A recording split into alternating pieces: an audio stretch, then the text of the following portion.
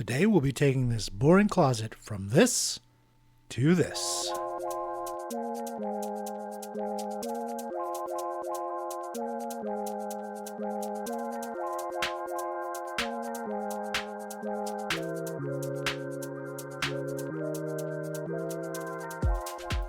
Hi, my name is Chris and this is Badger DIY.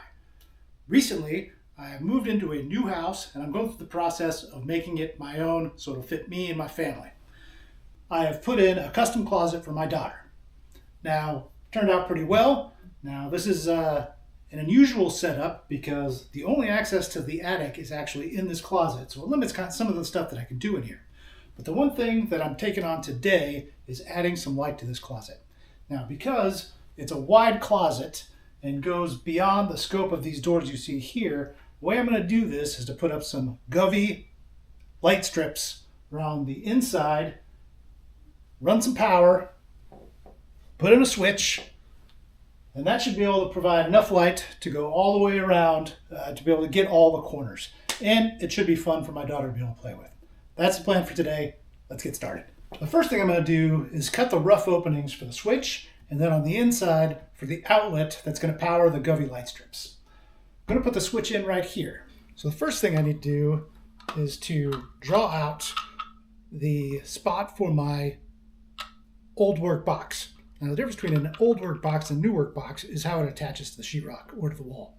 So here you can see you have these tabs. So old work means sheetrock's already up, so the box is going to go in, and then these tabs are what's going to hold that to the sheetrock. New work is if the sheetrock is completely off. Your box here would have nails that would attach to one of the studs. So let's mark this out, and then I'm going to cut that out to get started. The outlets in this room are 43 inches tall. Now that can vary depending on the house you have. I want to make sure that this is in line with the other switches in the room. So 43 inches up, and I know, or I suspect, that most doorways have two 2x4s that forms the frame of this closet. And then we'll count a 1/2 inch for the sheetrock. So I know at least 3.5 inches should be a stud. So to be safe, I'm going to go put this 4 inches in.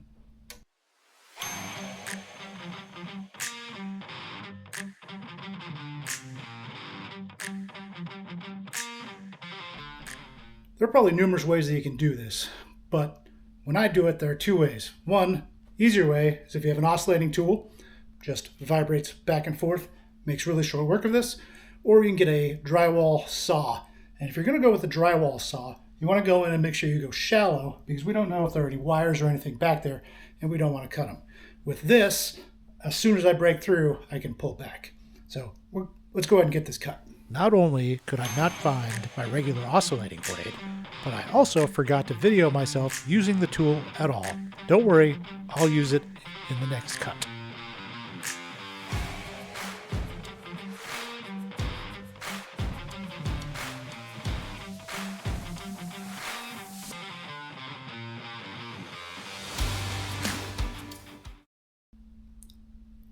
I got to demonstrate both methods for you today because I couldn't find my narrower oscillating blade. So, bonus. Now, if you can see in here, got pretty lucky because that is the stud there next to the closet wall. And there's the one right next to it. So, really threaded the gap. And that is where we're going to run all of our wires from the attic. All right, I've wedged myself inside the closet. So this is on the opposite wall, but we're going to be putting this one down low. The reason for that is I'm going to have the LED channel start at the bottom and run all the way up and around to limit the extra LED lights and make it a nice clean install. So we know where the studs are because it's the same portion of the wall we were working on the other side.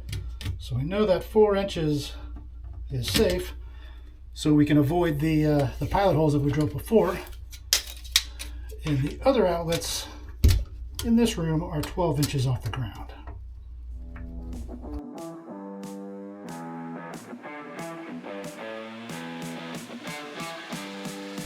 Anytime you're making a cut like this, make sure you use your level so you get good, clean, vertical lines. Also, cutting sheetrock is always messy work. Keep your shop vac close. It makes cleanup so much easier later. I wish I could cut this fast in real time. And watch out for those levels. They can get you.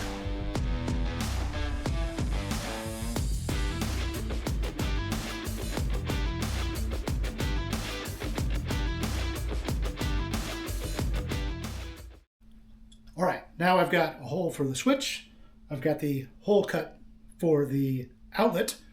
Next is I have to go into the attic and start doing some wiring. Let's do it. All right, we're up in the attic now. And if you can see below into the closet, that is our outlet plug.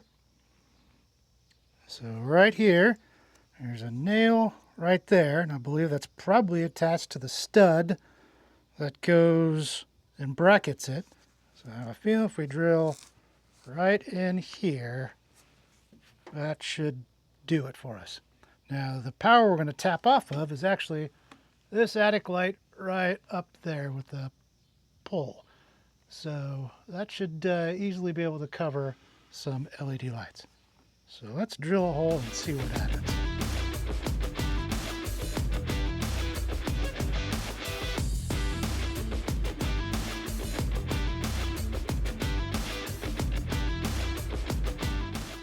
All right, I ended up switching to a 1/2-inch bit from my 3/4-inch spade just because I wanted to make sure I wasn't hitting a weird stud. And we made it through, so let's see if we can fish some ROMEX down through that hole. This is 14.2 ROMEX, and it should go straight down. It should be a pretty easy run. Normally you can use any amount of tips or tricks to be able to run wire, but this is a straight drop down. I'm hoping we won't require any crazy tricks. Here we are at the switch, and I see ROMEX. I call that a win. In the attic, securing my ROMEX to the framing, all the way up to my source light.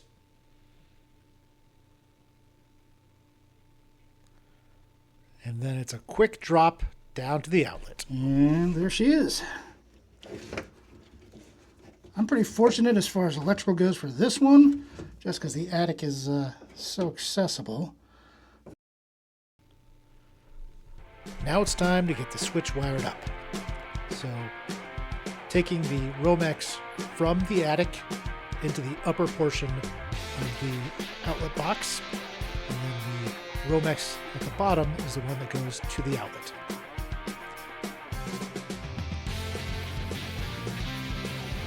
There's got to be a safer way to do this, and I'm sure somebody will mention it in the comments below, but the trusty knife got me where I needed to go. A basic switch like this is relatively easy to wire. Your white wires are going to be combined together and put into the back of the outlet box, and then your two black wires that will go to the outlet to the lights are attached to the switch. And then finally, the grounds are attached together with a ground tail that is going to the switch.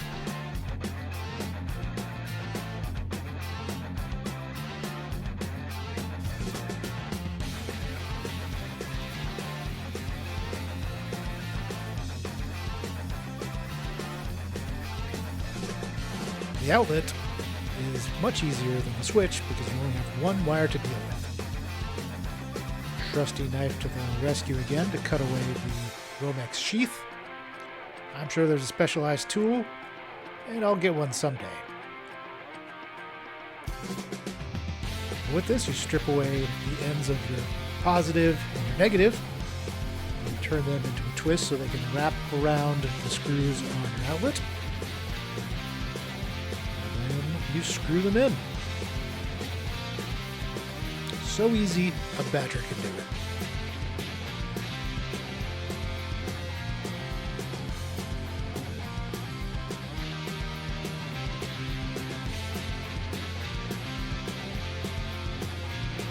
All right, now that we've got the switch wired, we've got the outlet wired, We have to connect both of these to the power up in the attic that we were at yesterday. Because this is a new house and the panel is not labeled correctly at all, I'm not sure which breaker panel operates that light upstairs that I'm going to power on. So, get to play with my new toy. So this is the Cobalt circuit breaker finder, and the way it works is you plug this in to your outlet, and then you take this to the circuit breaker, and it should tell you which one it is.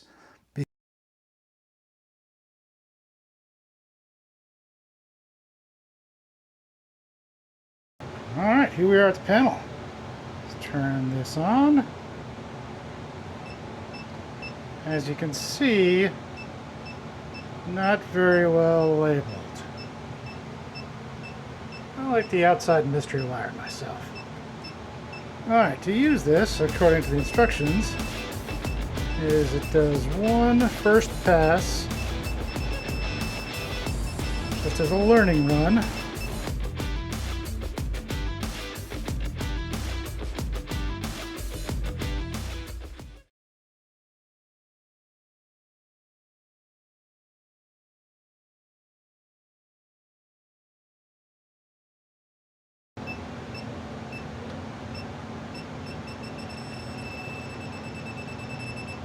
Alright, 29. This house. No matter where I plugged in this, it would always trip on breaker 29 in my breaker. So I could plug this in to the kitchen, to the basement, to the attic, and every time it would trip on breaker 29, which when I turned it off and checked on my plug-in, it would still be on. So for some reason, this did not work for my application in my house. It's a little frustrating, but through trial and error, I was able to get to a point where I was able to get the breaker off to be able to continue with my project. I was so frustrated that I spent the extra $10 for the Klein Tools one that had more reviews and still would trip on breaker 29. So I'm not sure why my house is wired a little bit differently or why my results differed from a lot of people on the internet, but that was just my finding. I'm not saying these are bad tools, I'm just saying that they didn't work for my application. So take that for what it's worth and let's keep going. Back in the attic again, this time without light. Now that the circuit breakers are turned off, I can wire the switch and the outlet to the power source. Stripping the ROMEX cable, much like we've done down below.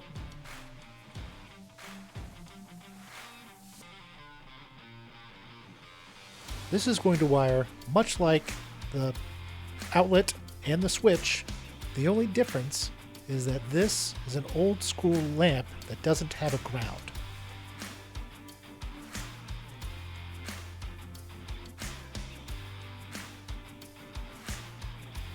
Straighten the wires that are here because I'm going to be using my push fit connectors. I had already made pigtails for both the negative, the positive, and the ground and had those in my pocket just so that this would go just a little bit faster. So the negatives are connected and there's my pigtail that attaches to the light. Same with the positive.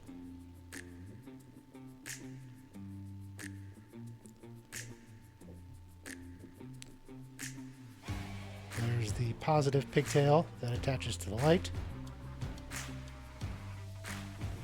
And the grounds are connected with the push fit pushed back in. And positive and negative connected.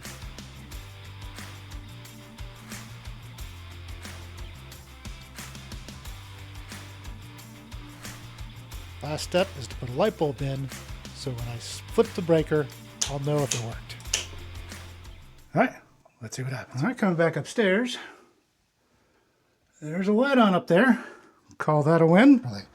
So we got 2 lights on. That means that this outlet is powered. One last trip to the hot attic.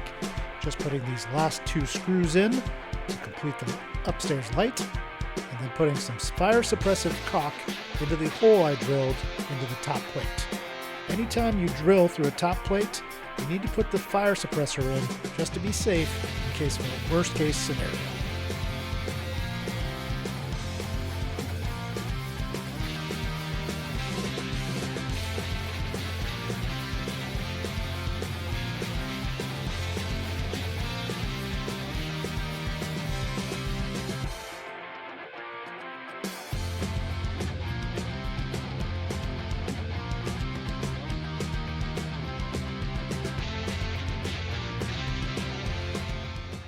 we're to the fun part now, the light install. So today we're going to be installing these Govee RGB light strips. Now we're just not going to be putting this straight on the wall. We're going to be trying out these channels. So I've got these aluminum channels with a light diffuser that should be able to spread out the light and get a good, nice, even light throughout the closet.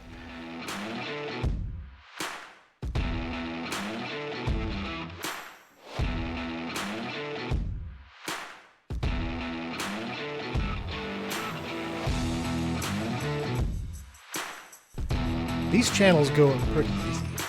And luckily for me, where I was placing this channel, I hit studs every time, so I didn't have to worry about sheetrock anchors.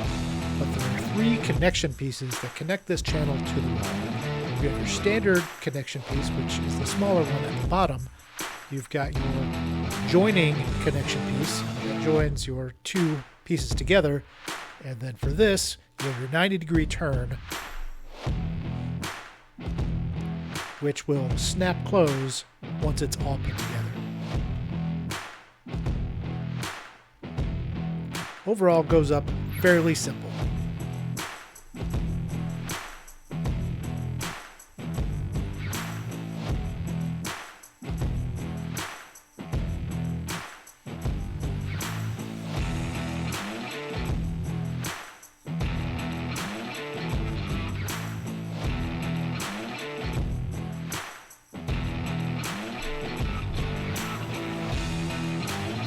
For this run, I only had to cut this one, and I made quick work with it with my angle grinder.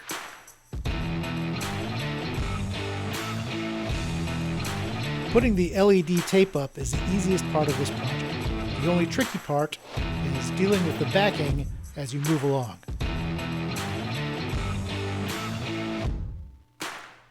Just to keep it out of the way, this is a pro move, not for the faint of heart. But once you hit the channel with a quick alcohol pad, the tape goes up relatively easy and sticks very well. Now I ran a second channel along the outside of the closet that I didn't film just to add additional lights to create a better effect.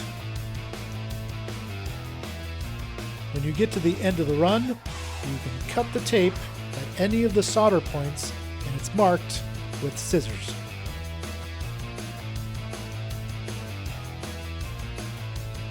Diffuser snaps right into the aluminum channel. This brand comes with a protective plastic coating that you can peel off before you put in. And the plastic cuts really easy with standard scissors. Once the diffuser is on, you can snap closed your 90-degree turns.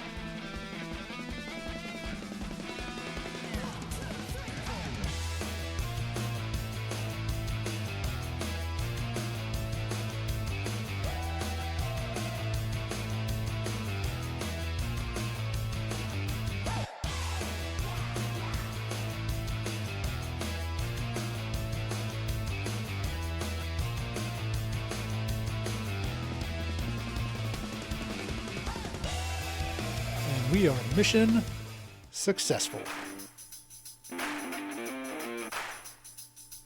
The dual LED strips really put out a lot of light that the video doesn't really pick up. These LED strips also have a music feature that will react to music. Now at this point, they're not synced together, so it's a little chaotic, but once they're synced in the app, it can really create some unique features.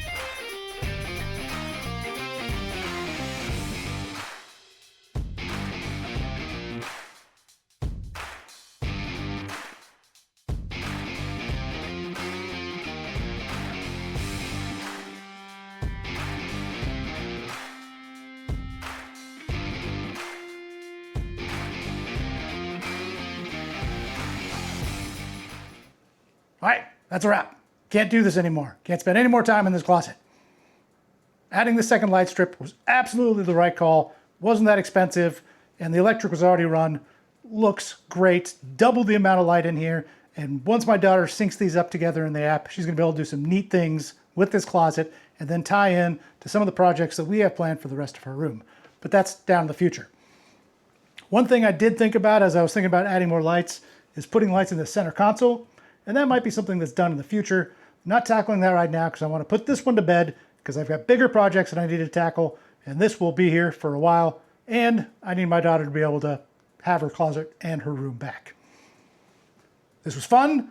Took about 3 afternoons after work. Didn't take too long. Would recommend it if you've got a kid who likes LEDs, which is most kids, or if you just want to have a rave in your own closet. I'm not going to judge you. So would recommend this project. It was a lot of fun. Turned out great. Got a lot of projects in the future. Look forward to seeing you there. Badger out.